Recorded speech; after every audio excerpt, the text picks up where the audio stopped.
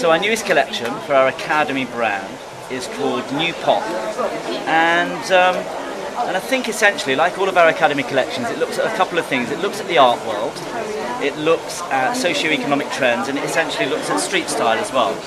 And I kind of think at the moment global street style is kind of reflecting very much how young people feel.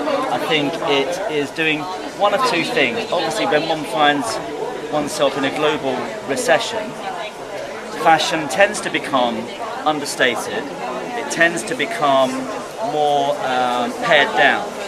So what we sort of thought we would do is to look at the grunge movement of the sort of early 90s and see how that is influencing street style right now. Also, I think there's a very definite trend towards late 60s kind of mod culture. I think fashion designers in particular, say like Celine and Marc Jacobs, are very definitely promoting this kind of very svelte, very clean cut, very pared down sort of look. So it's those two things together essentially. So a 60s popular culture style mixed with a sort of grunge sensibility.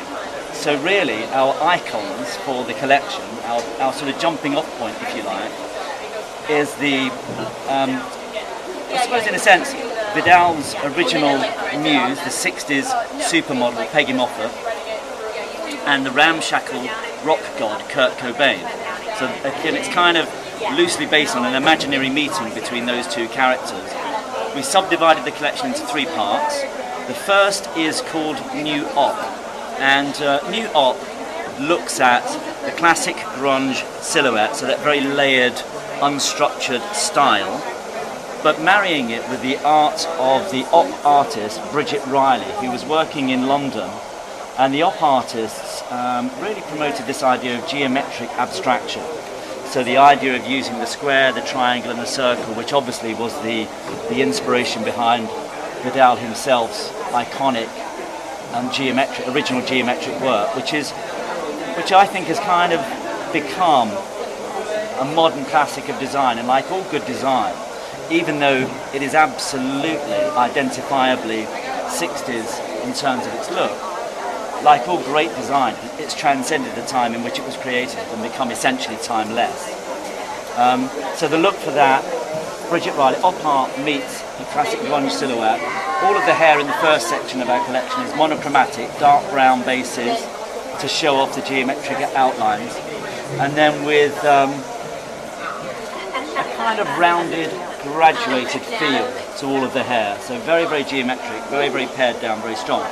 The second part of the collection, in opposition to the monochromatic nature of New Op, we've called it New Scene. And it moves forward in the 60s art world to pop art. And obviously pop art kind of got rid of the idea of geometric abstraction and really was more concerned with painting the everyday. So that sort of throwaway, disposable society, which is where we have obviously artists like Andy Warhol painting his Campbell's soup cans and Brillo pad boxes.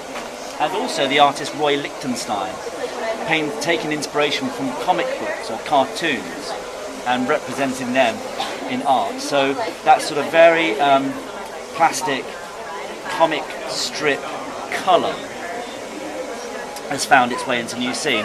Hair-wise, it's inspired by the superstar model muse of Andy Warhol, Edie Sedgwick. And where the clothing is kind of very 60s, very svelte, very streamlined, very sharp, the hair has a slightly more dishevelled quality, so it's kind of slightly more ruffled, it's shorter, it has more of a layered feel, and it's kind of slightly more broken up with colours of red and tangerine, so very bright, very vivid colours that I think contrast nicely with the monochromatic nature of the New Op collection. And then the third and final part of the collection we've called New Psych, or New Psychedelia, New Bohemia. And really that's inspired essentially by Kurt Cobain and his lover, Courtney Love. So we've taken that kind of thrift store mentality that grunge really was most associated with. Very practical clothing, lots and lots of layers, the funny cardigan that Kurt Cobain used to wear, the kind of the weird little tea dress that he obviously borrowed from his girlfriend Courtney Love to wear on stage. The hair for that particular part of the collection is longer. The colours are slightly more surreal, so lots of pastel colours running through the hair. And we've tried to kind of do a colour technique where it looks as though the roots are slightly darker than the ends. So you're kind of trying to mimic the hair's natural properties when colour grows out. So finding a way to do that look. So essentially the collection is a trail through 60s counterculture mixed with a grunge sensibility.